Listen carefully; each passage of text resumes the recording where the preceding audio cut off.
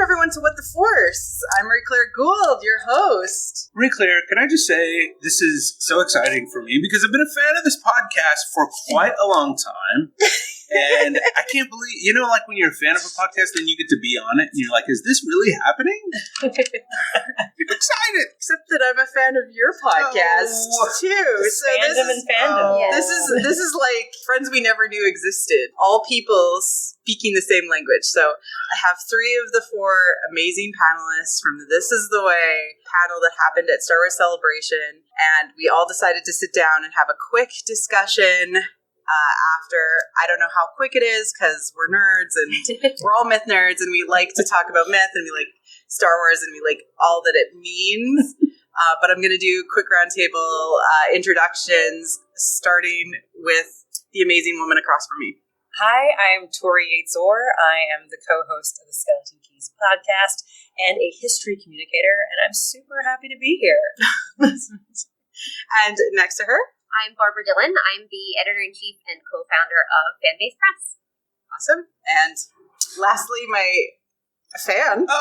It's true. I am a president of the Marie-Claire Fan Club. That's my first. I'm John Booker, president of the Marie-Claire Fan Club, vice president of the fan club of the 2 women sitting to my left. And in my spare time, I serve as the creative director for the Joseph Campbell Foundation. Wow. Okay. So I'm amongst very, very solid company to talk about Star Wars and mythology. I feel like this is like the conversation I've been waiting for my whole life. So this is great. You started out on the panel actually talking about how big the collective is and how important it is for the individual who's going on these journeys and experiencing the world and transforming through these experiences and this adventure that they're going on, which is like everything that Star Wars is all about. But can you tell me why that's important to you? Why it speaks to you, maybe? I really want to hear these 2 women speak to this. But I also know it's sometimes helpful to get just a moment to collect your thoughts, before you say it. So I'll say something, but really what I'm doing is just prepping the stage. Yeah. No, I'm prepping the stage to hear what the 2 of you have to say. And I make a joke about that, but to be quite honest, this is actually a metaphor for exactly what you were just talking about. In that, this is a podcast, so you can't see this, but spoiler alert, I am a white male. And my kind has been centered in these conversations for, since the beginning of these conversations. Mm-hmm. And I am really excited about the true heart of Star Wars beginning to really show through what they're doing at decentering narratives around a single heroic figure, but also around the straight white male figure that has been the centered figure in not just Star Wars, but in culture at large. And I couldn't be more excited to see the larger collective begin to be invited into this conversation around myth and around the way that myth is affecting culture, because we've been missing some key voices in this. And in inviting these other voices to finally have an opportunity to speak into it, we're all going to be better, white males included. I don't want this to sound like I dislike white straight men, of which I am one. I think I'm pretty great. I love myself. But I also recognize I've been denied by culture the full story. I've been denied by culture these other voices that will make my journey better. And so you might find a missing piece of yourself out there in a story that's never been told or never had the opportunity to be told. I know I will. I'm convinced of that. In my, the tide is going to make all the boats rise, including mine. Yeah. So it's sort of like a win-win-win-win-win-win situation. Absolutely. Okay, that was that. Now I'm so excited to hear Barbara and Tori speak. And now we all have to follow that. I know, right? Like, Oh, please. I honestly, to continue what John was saying, I think that something that not only the creators themselves but audiences have struggled with is that because of the dearth of diverse or inclusive stories being told, it has meant that any time that gem does, or that diamond in the rough comes up, that we get the opportunity to have, whether it's a more inclusive character or story or creator telling the story, that then has had to serve for everyone within the community. yeah. And as we know, everyone is different. There is not one soul. Just as we were saying, as Thomas was saying on the panel, one person's journey is not everyone's journey. It's very different, which really speaks to the collective journey and why we need to have so many more stories of inclusivity being told by the creators, and even, all the way up. We need and if we're talking about TV and film, we need the folks not just behind the camera, but at the top of studios to be more than just the, heteronormative white man. We need more inclusivity so that the stories that we get to share are more reflective of our community. Like, as Joey Salloway would say, we need more end-to-end other gays, so that GAZE, so that we get more of the experience of identification with those of us that, truthfully, like Thomas was saying, we are more alike than we are different. Yes. Yeah. And I think Thomas made a good point earlier too. I'm a Black woman, a cisgender Black woman. I'm not going to identify with every cisgender Black woman story that comes out because everything is personal. So I think a lot of times, and you were talking about how we need representation from the top down, and a lot of times we think of diversity as like race, sexuality, orientation, but we need diversity of story. Yeah. And all of us have something to bring to that. And so I think in terms of the individual versus the collective, it's almost an invitation to everyone to share their story because you can learn something from everyone. Yeah. And I think that's the most important thing. I think that's what you see, and I've seen here this weekend at Star Wars Celebration, is that everyone is bringing themselves here. And it's so open and so welcoming because I think everyone wants to feel seen. And I think what Star Wars has managed to do over the years is everyone feels a part of the Star Wars collective. Yeah. And obviously we have individual heroes. We've got Luke, we've got Leia, we've got Mando. But everyone feels like the hero in the whole story of Star Wars. And I think that's such a gift that they've given us. Yeah, absolutely. And I mean, that's kind of part of the point, is that our dreams and our imagination are our personal mythologies. And we can explore that through these stories. Wow, this is going to be a really great conversation already, I can tell you. What personally speaks to you about Star Wars? Like, what resonates with your inner and conscious? What keeps you all up all night dreaming about Star Wars? or it comes back to you, it ruminates in your brain, because if it cycles around too many times, it's resonated with you. I'll jump in just to say, as we were talking about on the panel, I think the concept of compassion and how what it means to be reflective of compassion being applied or the absence of compassion or being taken away. Because I think that is so universal. We've all been in situations where we have needed greater compassion, and perhaps we may not have received it.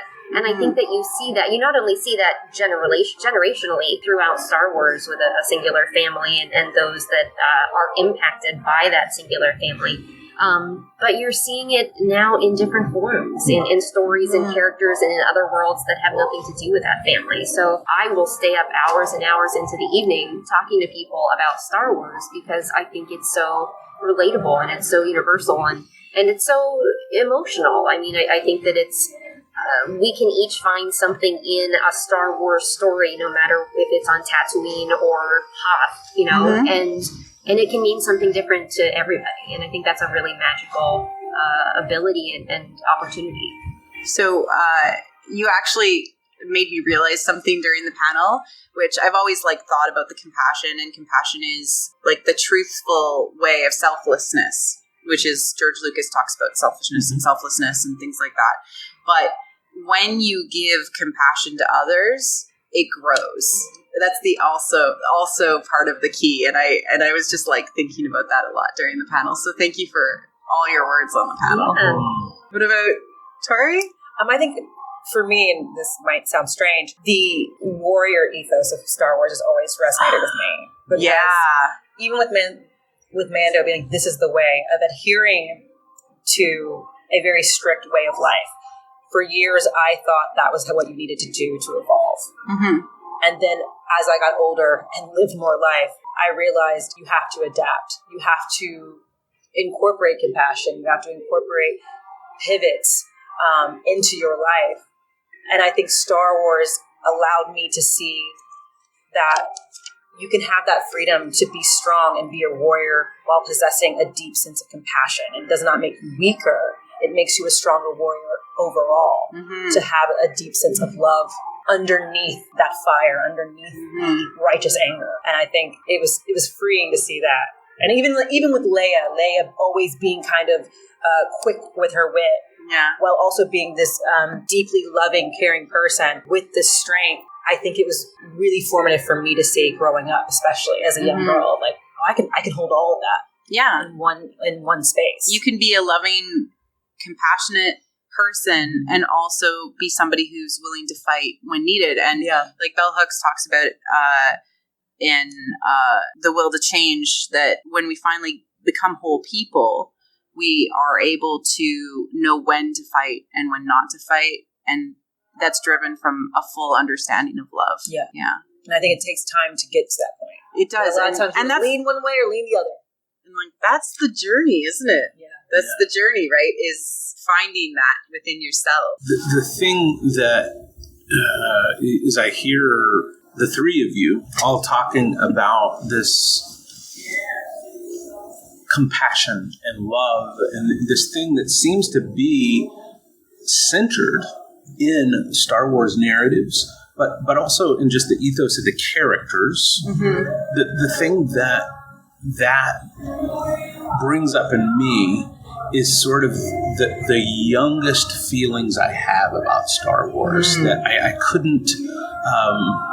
couldn't have articulated years ago. I fell in love with Star Wars as a little boy, and my first experience with Star Wars, outside of seeing the film, when I was a little boy, was that first Christmas getting the action figures and being able to work out life with these little Star Wars action figures and figuring out how relationships work through Star Wars action figures. And it caused me to recognize the relationship between story and my journey in life. I'm not just interested in stories because I'm entertained by them. I'm interested in these stories because somewhere along the way, they're giving me helpful information about how I can approach what I encounter in life. And, I've had a few Jabba the Hutts in my life, and I've had a few, Bib Fortunas that were there to serve the Jabba the Hutts in my life. But the last thing that I'll say about that is even all that practical sense of what Star Wars brings to my life, I can't get away from as a mythologist, as someone who's devoted my life to mythology. I always tell people what a mythologist does is we study the stories around the mystery. And there's something in the soul of Star Wars that is connected to a mystery that I don't have language for, and I'm so glad I don't. I'm so glad I can't tell you exactly what it is about Star Wars that draws me, because I need that sense of mystery in my life, and I live in an age when every answer to every question I've ever wanted answered is available on a phone in my pocket, and I need to stay connected to this mystery that transcends my cell phone and the technology of the world I live in. And Star Wars grounds me and reconnects me to that mystery that is the soul and that's beyond just this experience of fast food and microwaves and cars and all this stuff that we do. And that's what I have to be fed by that. Absolutely. I started this podcast because I've been a fan my whole life, and I was trying to figure out after The Last Jedi why it spoke to me in a very unique way. That Star Wars had I've always been a fan, everything, but I had these crazy symbolic dreams after I watched The Last Jedi. It was because it was resonating on like a very deep psychological resonance in my brain that like was reverberating around in there. And now I've tried to at least put language to the questions around the mystery so that then people, like myself included, people can start to explore that, because it's the idea that there's this quote, and it was in The Last Jedi art book. It's not the product that influences, it's the creator that absorbs. Ooh. Can you say that one more time? That's really good. It's not the product that influences, it's the creator that absorbs. And it's the idea that by absorbing it, you can truthfully just express it, and it comes through in whatever you're doing. Sometimes when we think about some versions of the hero's journey that are done by other, they shall be named nameless, who sell many books, they do it like a template. And if you're doing it like a template, you're missing something to the soul that we've been talking about. Can I speak just to something you said there that I think is really important to recognize about that template you're talking about? Because I think this is so important. And that is, Joseph Campbell never meant for the hero's journey to be prescriptive. Like, you should write stories like this. He identified the hero's journey, which, by the way, he never even called it the hero's journey. No, he called it the hero's adventure. And later people started calling it hero's journey. He was like, I guess that's what we call it. But he specifically pointed to it as not prescriptive, but descriptive of here's what I see in these stories that we keep telling. It was never meant to be like, oh, go. So all the stories you tell, go follow, this template. And I think those that try and make a cookie cutter, approach to sell lots of books. I think we're talking about the same people here. That I think is to the detriment of the soul. Mm-hmm. Yeah. This is more of an invitation. Yeah. Like, this is what I see. Yeah. What do you see? Yeah. I think that's really, really important for not just like my listeners, but also like the Star Wars creators to like keep in mind that like listening to your subconscious, if you're telling the story from deep inside of you, it will follow the path it needs to follow. That's right. If you're listening to The Hero with 1,000 Faces as a template, you will get a Hero with 1,000 Faces lens. That's right. And that's hard, because Joseph Campbell was a very white man and had a very He's a man of his time. Yeah, man of his time's perspective. Yeah. And although he advanced and took in more perspectives especially when he taught at Sarah Lawrence, and he started to work with Maria Gambudis and like understand more lenses, he still was viewing things from his own perspective. And to what we said earlier, we need more voices who are saying their journeys on the screen. Especially, it's just really, really important to see them, I think, but also in books and other media too. Could we also say, if somebody appreciates Joseph Campbell, great. Also, the story's incomplete without Marie-Louise von Franz. Oh, yes. Let's bring in, Marie-Louise von Franz, because you don't get the full story until you invite the Maria Gambudis or Marie-Louise von Franz. Yes. But especially von Franz. Who was one of Carl Jung's pupils, who really contributed a lot to the understanding of especially fairy tale and folklore on top of just what Campbell considered to be mythology. I'm a fangirl, so just... I might have known that. You slid that in there. I slid that in there. But again, I'm a fan of the podcast. I know... You know me. Yes, I know you. So I actually wanted to dig into, it's not the why of the soul question, but it's the why of the hero's journey, right? Because a lot of people will be like, the hero's journey, and then not really get it, like, why do heroes go on journeys? Why is this important? To me, it's about transformation and integration of the disparate pieces of ourselves that experiences or culture or just the bad stuff that happens to us has, not to be gross, but sliced off of us in some ways. Robert Bly would say that these are shadows, you know, in ourselves, and the shadow that we carry around in like the garbage bag behind us. Why is this key? Why is, I guess, integration key? I mean, I am someone who has no issue saying that I have spent time in cognitive behavioral therapy. I think I encourage it for everyone. I think it's valuable. I think that there should be absolutely no stigma attached to therapy of any kind. And I think that therapy and change in and of itself is hard.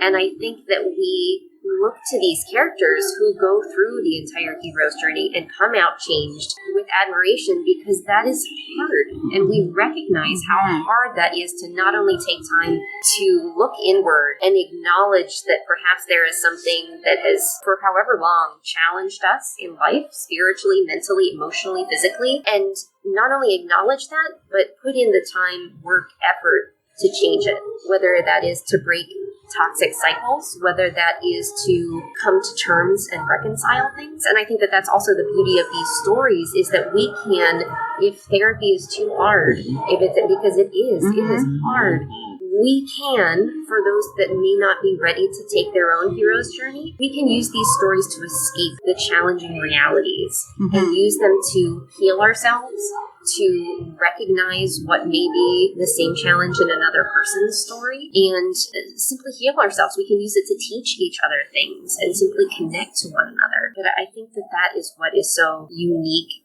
and mesmerizing about this journey, is that for some, they may be ready to take that step and ready to take that journey, and so they look to this character as, I aspire to this, I look to be this, I want to do this. Some may be in their own hero's journey and need to see that success is possible, because sometimes, and I'm so sorry, I'm going on for so long. No, it's great. We're all like in trance.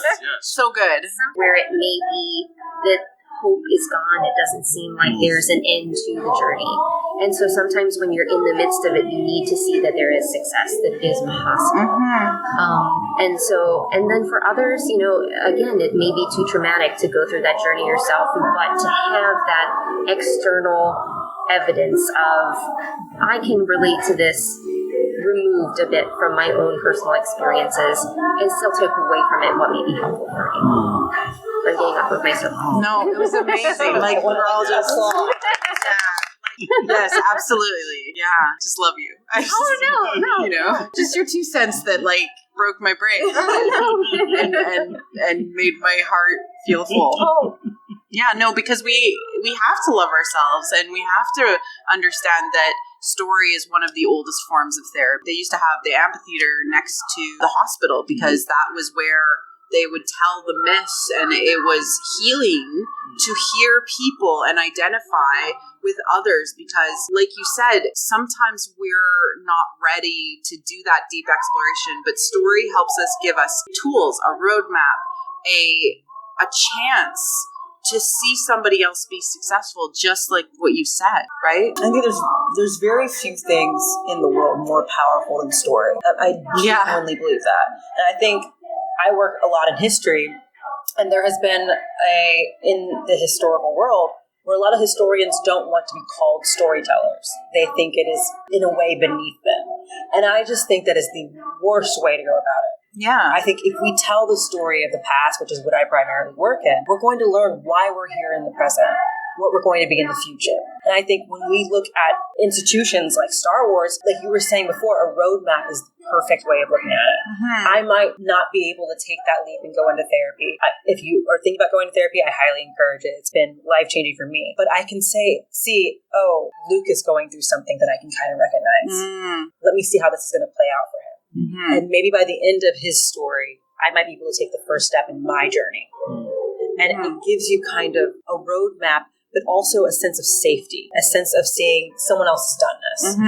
I can do this too, in my own way. Like we've been talking about, the hero's journey is so personal. Having someone who you identify with in any way is just going to give you that crack that door open a little bit for you to take that step. Absolutely. As Tori was saying that, and that hero's journey being so personal, the step in the hero's journey that kept coming back to me is one that we always sort of just bypass or skip over it really quick, and it's the refusal of the call. And I feel like there's always this piece of us that, especially in Western culture, we look at the refusal of the call as this I don't think I'm going to do that. That is not like heroes and heroines end up going on journeys because they're dragged into it. Right? Yeah. There's the refusal of the call is the digging your heels in and still being dragged into that journey. And I relate way more to that than I think I'll decide to go on a journey. Yeah. Has anyone ever said that? Exactly. I'm going to take this journey. Yeah.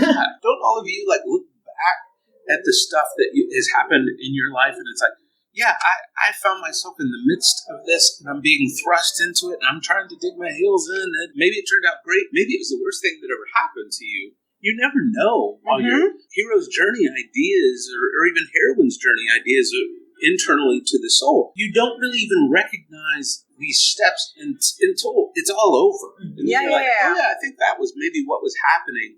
But while you're going through it, it's like you're just hanging on for dear life most of the time. I mean, Maureen Murdoch found that, like, when she was counseling people using the heroine's journey, her clientele, that, like, she was able to help them make sense of it by applying the steps post-mortem, right? Like, so that they could understand it after the fact. But when you're in it, it's really hard to see your surroundings and where you are, especially if you're at your lowest point. Calling the catabasis out.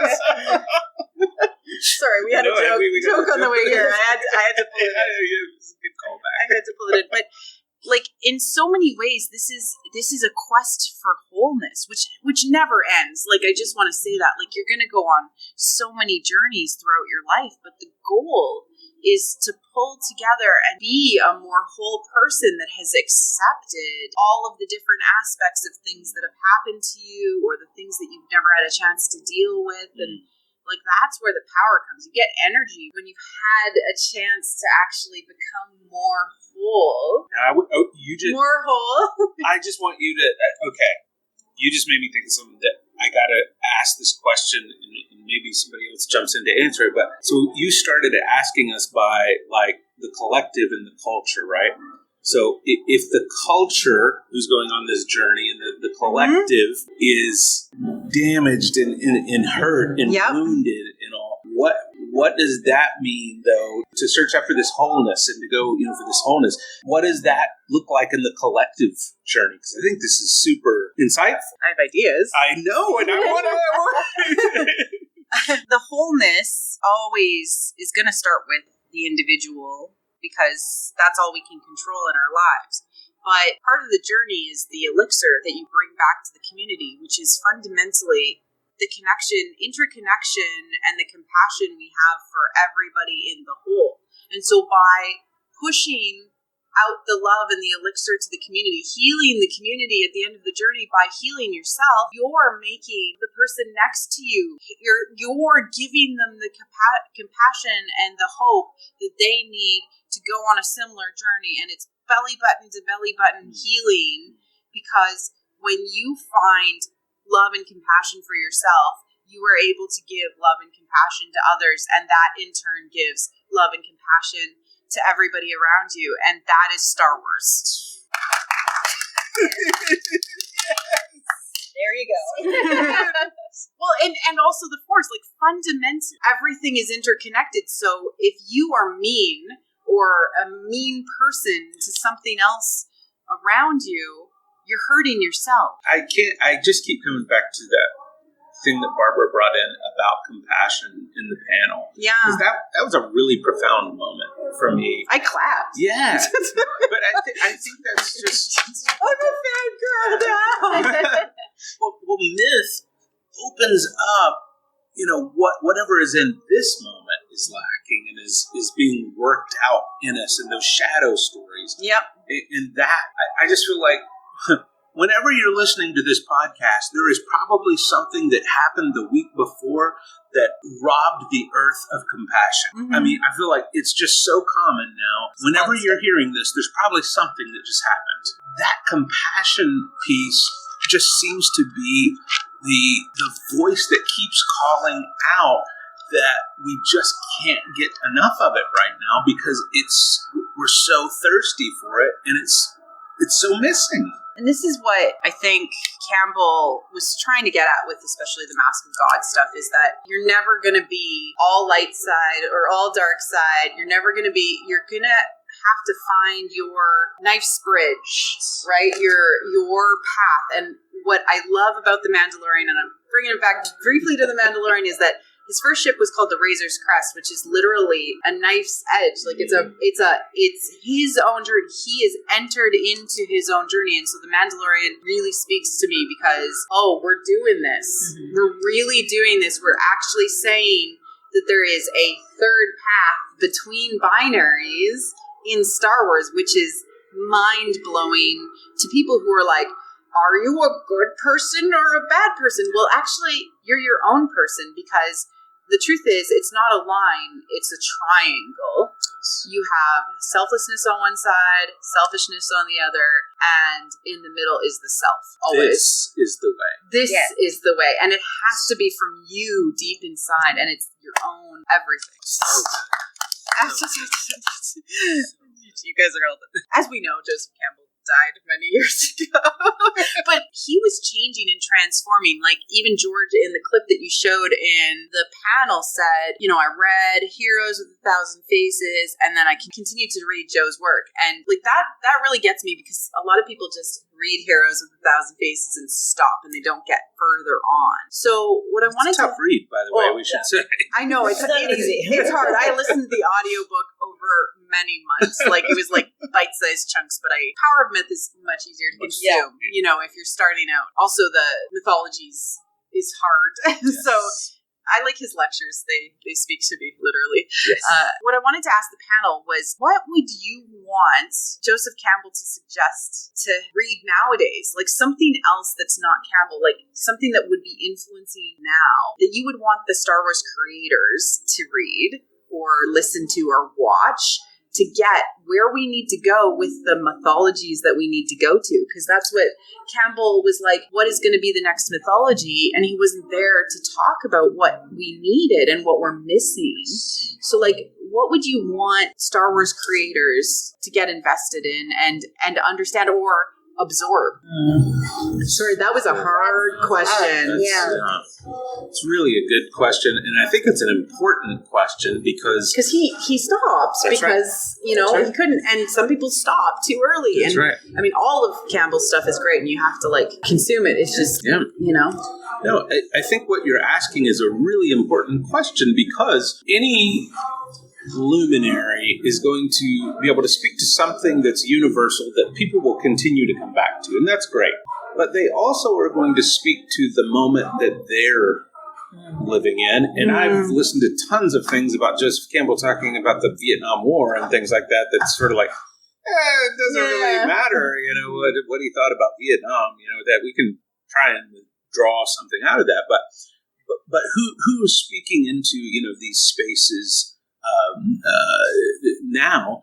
And I think there are Ta-Nehisi Coates is somebody that I would say is really speaking to the cultural mythology, especially in the United States and Canada, that is because he can go write an issue of Spider-Man, and he can speak to racial matters on a much broader level. So I believe that he's someone to really be paying attention to, and I would give Campbell one of his books. Yeah. But also, and this is probably an unlikely.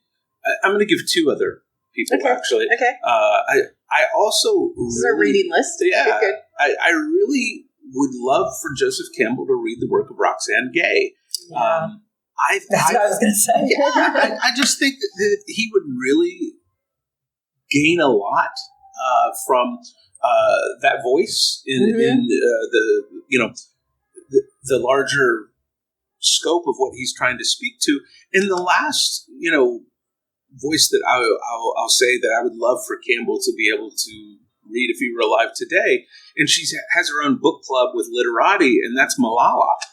If you know anything about her story and the way she's spoken to education, not just for women, but specifically for the Middle Eastern woman's experience. We talk about, mythology of all these different countries and groups and things like this, and I feel like this is a voice we don't hear enough of, an experience we don't hear enough about, and honestly, perhaps the only mythologies that we hear less about than Middle Eastern mythologies are African mythologies, which people can name maybe one African mythological figure, and then that's it. You know, so we just don't know enough about those experiences. I think we were talking just the other day about African mythologies, and I think there is something deeply interesting to learn from them, and that one, they tend to be more nature-based, and I think that is something that we've been missing. Not that Western religions aren't, but there's a sense of that source is here. It's not somewhere removed from us that African mythology brings. I also think there's a sense of that the deities are not binary, that they shift, that they're not perfect, that they're messy and noble at the same time. They're vain. I think a lot of times, in terms of the deity that you're referencing, most people know Oshun from the Yoruba, because shout out to Beyonce for putting her on the map. But I always, or for any reason at all. Just Beyonce, if you're listening, just shout out to you. But I think, a lot of times when people I've seen people that, Oshun energy, she's just this beautiful person. She's also deeply vain. Yeah. And and I think seeing these myths where these deities are not even trying to be perfect, are not even trying to sit on that in the binary, is so freeing. And so I think Campbell would enjoy that. He would play.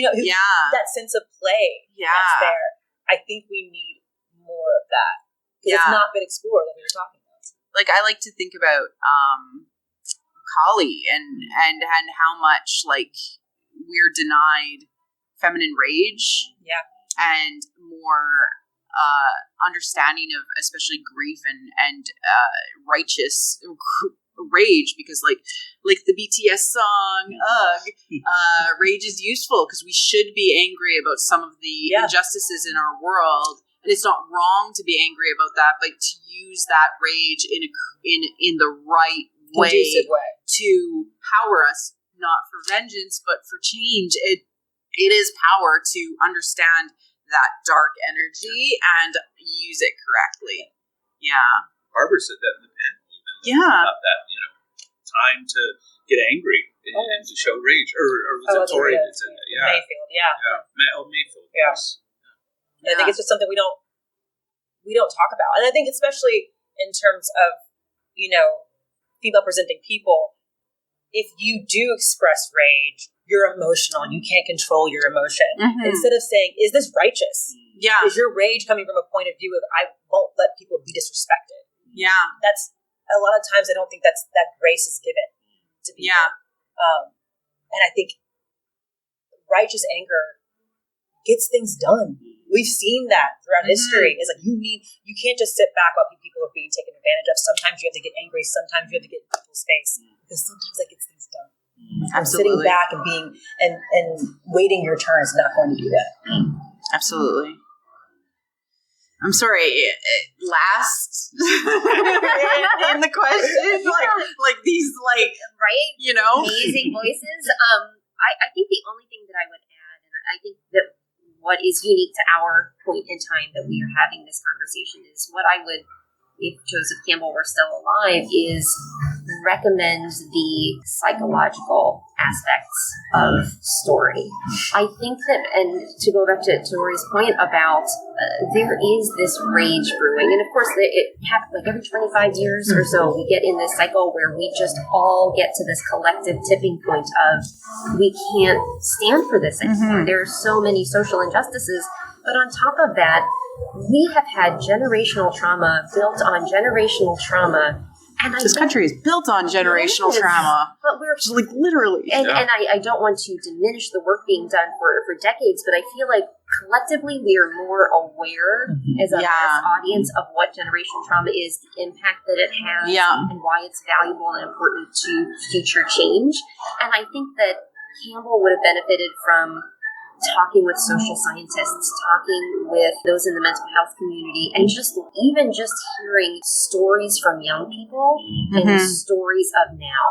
Because I think people like Ta-Nehisi Coates and Roxanne Gay, and I think that these voices lend themselves to not just what has happened over time, but what is the current existence like for someone that has been through that generational trauma? What does generational trauma look like, and what does it mean moving forward, whether that is righteous anger, what is righteous anger, how does that impact our own stories going forward. So I would think that would be a huge benefit. Who I want personally is there's just like this random thing it was an event where Joey Salloway, who's the creator of Transparent, and Bell Hooks were talking together. And this is where I had this Bell Hooks, Joey Salloway, who really started to coin the understanding of feeling camera and how to tell other gays' stories, would really jive with Campbell and would help him understand that his own perspective of the dominator culture really needed to be broken down a little bit and maybe another lens applied, because how Campbell talks about women in the journey is that they don't need to go anywhere. They just need to discover the power on the inside, which Joey and Belle would completely agree with, but we needed him to have that out there in the universe for the Star Wars creators so that they see that the dominator culture is also part of the conversation, and they need to be aware of that, and then they also need to incorporate the emotions of the whole person on the camera, right? That if you present a whole person on the camera, the person watching will feel the need to be a whole person. It's a freedom in that recognizing. So just go and watch Bell Hooks and Joey Salloway talk, and I recommend that. That's what that's for anyone. Just listen to Bell Hooks. She's so funny. She's not in her books. She's very serious in her books, but when you actually just hear her, she's rest in peace.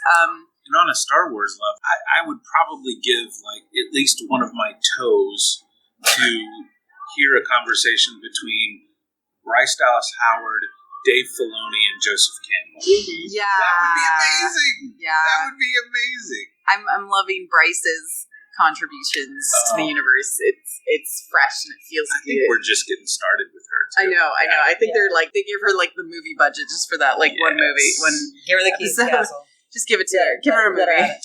So my last question, and then we can wrap this up, because this has been maybe the most wonderful experience of my Star Wars podcasting life, just to talk with the most brilliant people, is what story would you personally like to have told in Star Wars? Tori just made a face. No, what do you need? What do you need out there to, help you integrate or say something to others? That's a good question. It's a deep dive into my own psyche. Yeah. You've gone to therapy. I know. This is about to become a therapy session.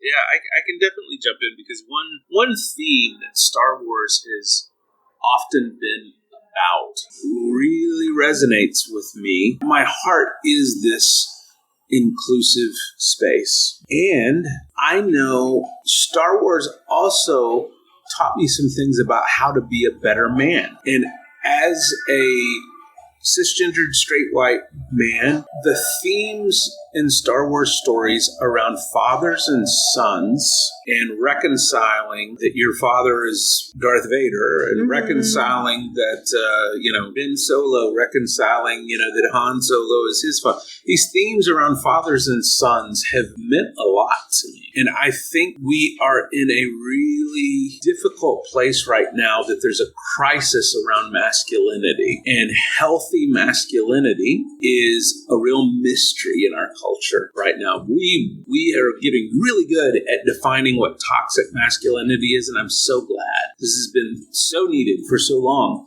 But what does healthy masculinity look like in a way that is inclusive and in a way that is maturing over time? That as a man grows in his masculinity, that he arrives at a place later in life that he is grown, he's learned, he's become a better man. And I am so excited about the diversity of stories in Star Wars. But the Star Wars galaxy is huge. And I think there's also going to be room for this story of what does healthy masculinity look like in Star Wars. You are asking for an anti-patriarchal story. Truthfully, you really are, because will to change. And Tori, you and I are going to be talking about this for the end of time because I need somebody who understands. But no, really, Belle gets it. And I've seen some entirely solid versions of anti-patriarchal stories outside of the Star Wars universe, and I think there's space for it, and I think it would be revolutionary because fundamentally it would be anti-violence, right? And it would be anti-imperialist, anti-capitalist, anti-white supremacist. Exactly. Yeah. I think it's so needed. I've told people before, obviously toxic masculinity deeply hurts women, but I think more than anything, I could not imagine carrying toxic masculinity in your bones as a man. Being mutilated by it. And I think our stories throughout time have been through that patriarchal lens. Yeah. And being able to change it up and view it from an anti-imperialist, anti-white supremacy is just giving all of us another story to adhere to, another view. And like you were saying, it would become a roadmap. That's another roadmap. It would become a roadmap that we need for men. Exactly. And it's a roadmap we don't see. And I think that would be lovely to see more of that exploration. And, I'm not saying that selfishly as a woman, I want to see more men work through their toxic masculinity, but I do for men's sake. Yeah. I can't imagine the prison that is. Yeah, we love men. We love others, and we love the men in our lives, and we want them to have an opportunity to come forward out of that patriarchy, which is separating them from the ability to love and be whole people. And to be whole people as they see themselves. Yeah, exactly. I think patriarchy is such a prison for all of us. It's everybody. Yeah. It's and we're so used to it. I think a lot of times it's like you're in the ocean, you don't realize that it's water. It's just everywhere. So if Star Wars, being the behemoth that it is and being able to tell these different diverse stories, takes a chance and does it from an anti-patriarchal view, so many more people are going to be open to this new way of life, this new way of viewing the stories. And then they're going to look back at the stories they've told themselves and said, wait a second. Yeah, this is new.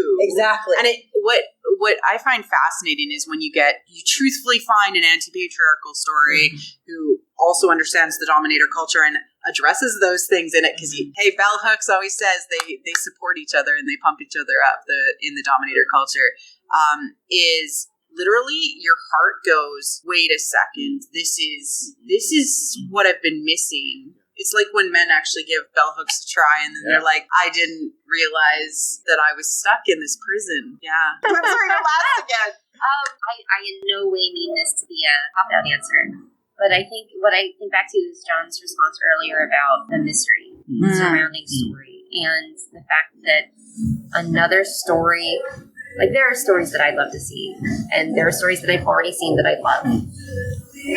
But I think what fascinates me about Star Wars is that there is and for all stories, not just this franchise, but there is the opportunity to experience a new perspective that I have no idea is even out there, and the impact, like you were saying, the impact that it will have on me experiencing it and seeing through a different lens for the first time. And I think that is what excites me the most. Yeah.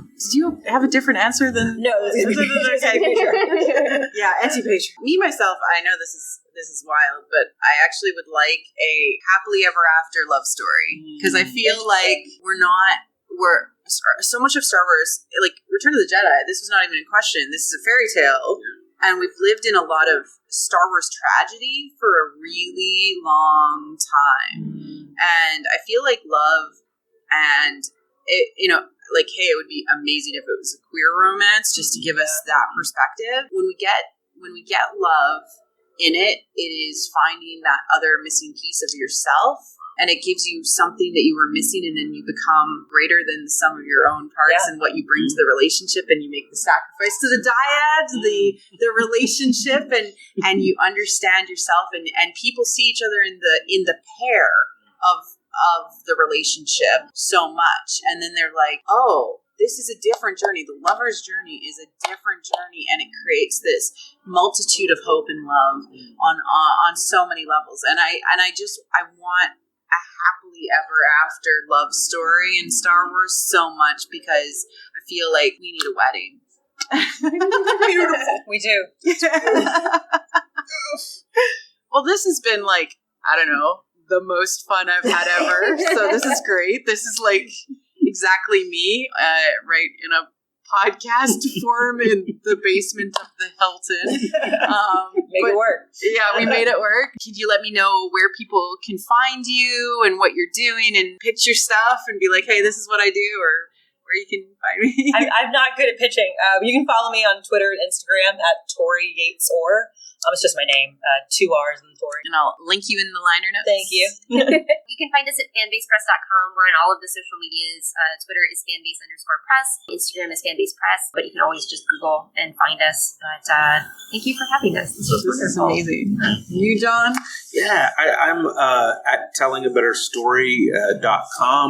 You can find all my socials there. But also, I am so honored to get to be a co-host on a podcast with Tori Yates Orr, and you can find at Skeleton Keys Pod on all the socials as well. And check out our podcast. Yeah, we talk about a lot of this stuff. Yeah, we do. Yeah. And it's like media and like events and other things through the lens of mythology and with all of that, and it's really wonderful. So thank you. We had fun. Yeah, you do have fun. Yeah. Cheers. Thank you for listening to What the Force. I'm Marie-Claire Gould, your host. Our music is provided by Christy Carew for What the Force. We have a Patreon at patreon.com/whattheforce. We would like to thank all our patrons, especially those who love and are obsessed with What the Force. Cheryl, Melody, Night Huntress, In Wild Space, Felicia, How Rude, Anna Perez, Neil, Joe Allen D, Christian Luca, Josh Johnson, Scott C, and Susan. Make sure to like and subscribe on YouTube or leave a 5-star review on iTunes or other pod apps. It helps people find the show. Check out our other channel on YouTube, What the Fiction. You can connect with us on Twitter at WT Force Show, What the Force Podcast on Facebook, and our website, whattheforce.ca. We also have a Discord. Links are in the liner notes. Feel free to reach out and start a conversation. Cheers.